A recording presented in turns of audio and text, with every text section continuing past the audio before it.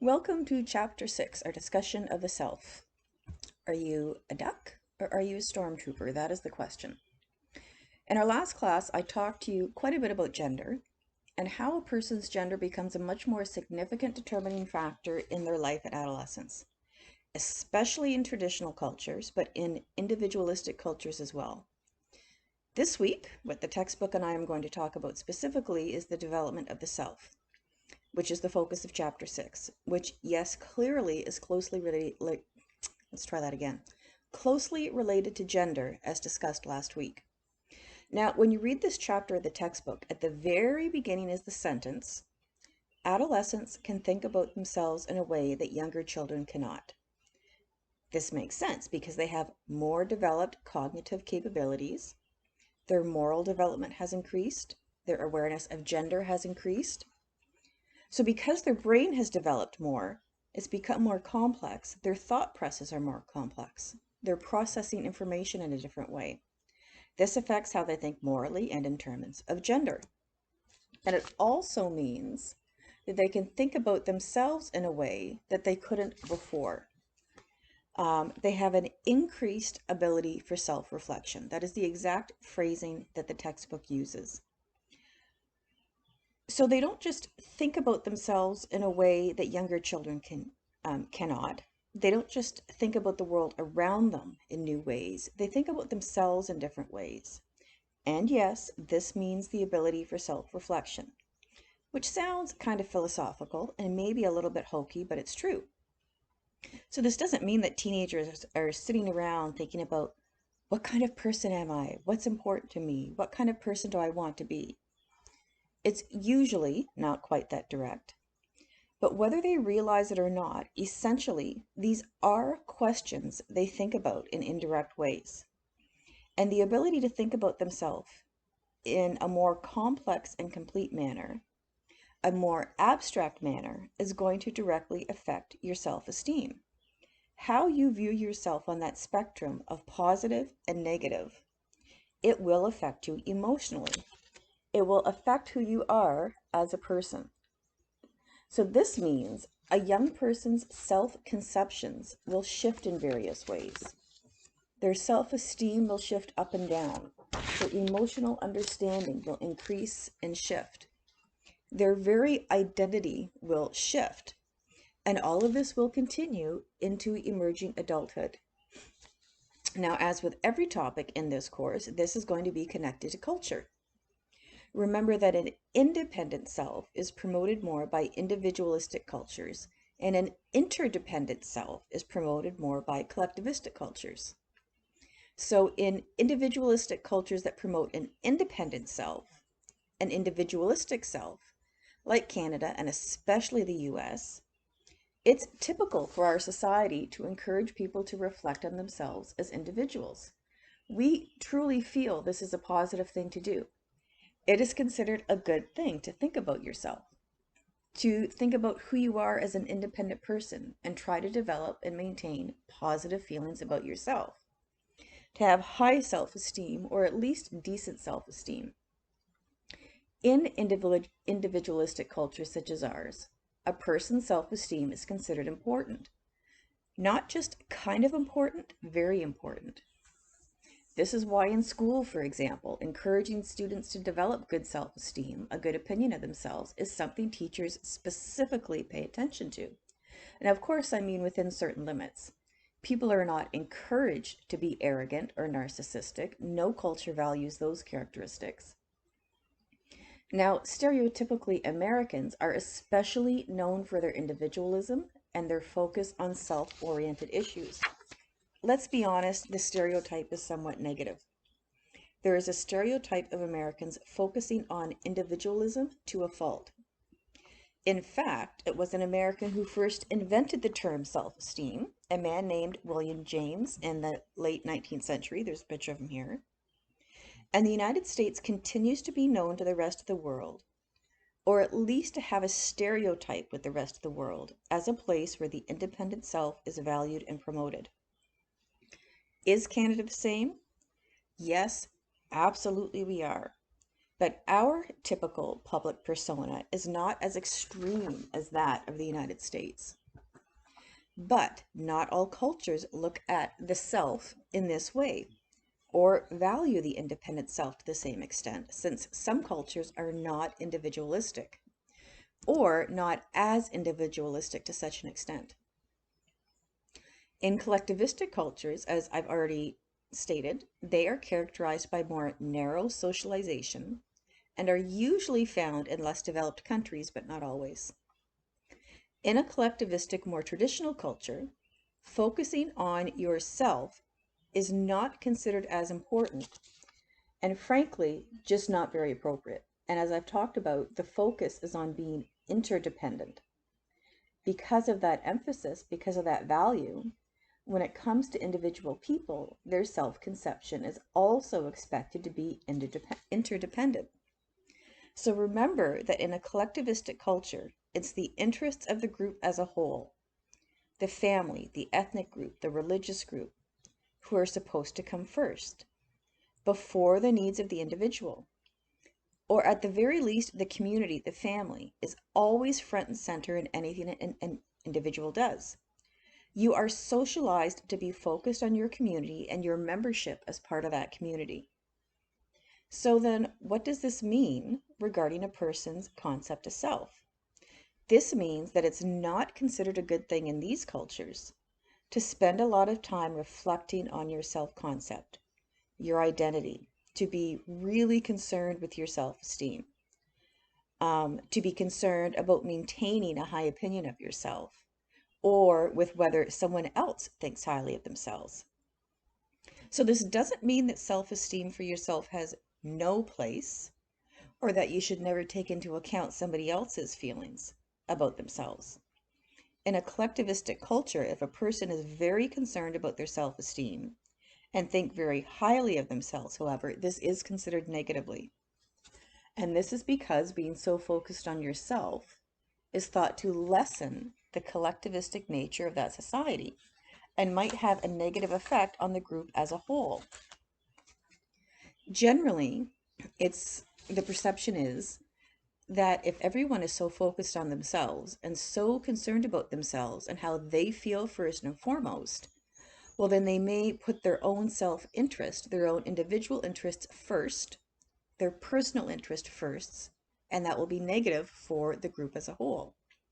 So for example, for an adolescent in the society, in making all the decisions regarding what they might do after high school, they would take into account their community as well, their family. Yes, what they want to do after high school, what they want to study, where they want to study, how much it would cost.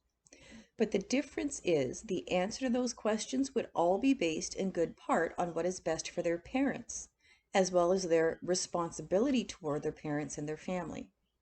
What is best for the rest of the family overall, not just on what they want. So in the very least, focusing on yourself is perceived to detract from maintaining a focus on your family and your community as a whole. So because of this, as indicated in the textbook, adolescents in these cultures are socialized to kind of mute their self-esteem. It isn't non-existent, but they certainly do not pay attention to it in the manner that we are encouraged to in North America, because they're socialized from birth to consider the interests and needs of others to be at least as important as the interests and needs of themselves, if not more so. So in a collectivistic culture, you would be socialized not to think of the self in the same way that we are, as a separate, independent thing apart from others. Instead, a good part of yourself is defined by your relationships with others. And this is a hugely significant difference. It's a simple difference, it's a straightforward difference, but a really significant one that would affect every part of your life.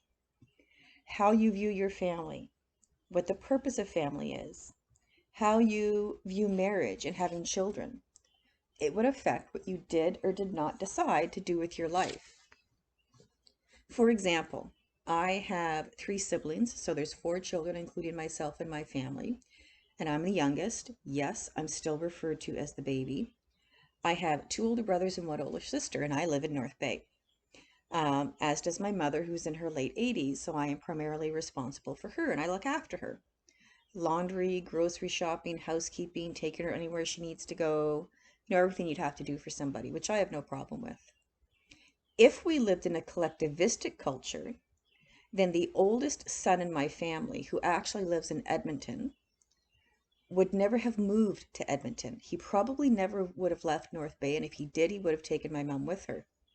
My older brother, but younger than the other one, who lives in Stouffville, would also be more involved. And my older sister living in Oakville, um, their family obligations would have come first. And as I said, especially for the oldest son. So when you first read about all of this, the difference between the interdependent or independent self, again, it may seem like a small difference, but in reality, it's a hugely significant thing that's going to affect every single part of your life, especially at adolescence. So when an adolescent develops this increased ability for self-reflection, like I said, this is in large part because as they grow older, their ability for more abstract thinking increases. This is really important. When you say something's abstract, it means it's not exact. It's a concept, an idea. You can't specifically define it. One definition I found says, existing in thought or as an idea, but not having a physical or concrete existence. So it's not exact. During adolescence, the ability for abstract thought really increases substantially. And it's because of this increased ability to think about the world around them and themselves in an abstract manner that the self becomes something that adolescents think of much more. Now, this is a picture of Susan Harder. She looks friendly. This is somebody who has studied this idea specifically, that the development of self-conception from childhood through adolescence, and that with children increasing in age, they're able to describe themselves less in concrete terms and more in abstract terms. I'm going to talk about her a few times in this specific lecture. I don't know if you have a lot of experience being around little kids, but when I first read the examples provided in the textbook, I thought, yep, that makes sense. That's true. If you ask them, a child, if you ask a child about themselves, they're going to answer you in concrete terms. So they're going to say, I have a dog named Lola and I have a sister named Natalia. That's not abstract in any way. That's a very, very specific answer. But in contrast to that, if you ask an adolescent about themselves, they're going to answer you in a more abstract way, in a less precise way. And they're probably going to refer to they're probably going to refer to things that are not exact. So I'm pretty smart, but I'm kind of shy. Or I'm outgoing when there's other people, but inside I don't really feel confident. So again, much less definite. Now, are there exceptions to every rule? Of course there are, but they're just that, exceptions. And during adolescence, for a person at that stage of life, how they think about themselves becomes more abstract. They become more focused on their personal characteristics. And even when they're talking about their personal characteristics, they tend to be less definite. So if you read the example provided in the textbook, this 15-year-old girl in one of Harder's studies on self-conception, she says, "What am I like as a person? Complicated. I'm sensitive, friendly, outgoing, popular, and tolerant, though I can be shy, self-conscious, even obnoxious. I'm a pretty cheerful person, especially with my friends. At home, I'm more likely to be anxious around my parents." Now, I don't mean this in a critical manner or even a humorous manner, but she's kind of all over the place, isn't she? And she seems to be really contradicting herself, which is completely typical at this age because of the ability for abstract thought. So this 15-year-old girl used terms that are very abstract. Sensitive. Well, what does it mean to be sensitive? That's a very undefinite term. Or cheerful or anxious. And it's because she now has this capacity for abstract thought that she can use these abstract terms to think about herself and to describe herself. Now, something else this increased capacity for abstract thought does in an adolescent's ability to think about themselves in terms of their self-conception is they can recognize that they have different selves. So I don't mean in a negative way. I mean that they recognize they have different facets of themselves, which kind of creates different people. So first of all, they know that they have an actual self, and this is exactly what it sounds like. Who a person truly actually is in reality. You might not like your actual self at all. You might not like small parts of your actual self. You might not want to acknowledge or admit what your actual self is, but it's there and everybody has one. Physically, socially, emotionally, spiritually, and any other descriptive term you want to throw in there. So everybody has an actual self, who you actually are in reality. But then we also have a possible self. And there's two kinds of possible selves, an ideal self and a feared self. So the ideal self is the person the adolescent would like to be ideally. And I can really understand this for all ages, not just the stage of adolescence. But the difference is that during adolescence, the ideal self can really easily become the focus of a young person. They tend to put much more emphasis on it on adolescence than at other times in life. For example, stereotypically, an adolescent boy, their ideal self might be somebody who's really athletic, who's really fit and kind of muscular, who's really popular with their peers at school, who everybody seems to look up to. Stereotypically, an ideal self for an adolescent girl is also really popular, maybe a cheerleader. That's who you always see in the hokey movies. Someone all the boys want to date and all the girls want to be like.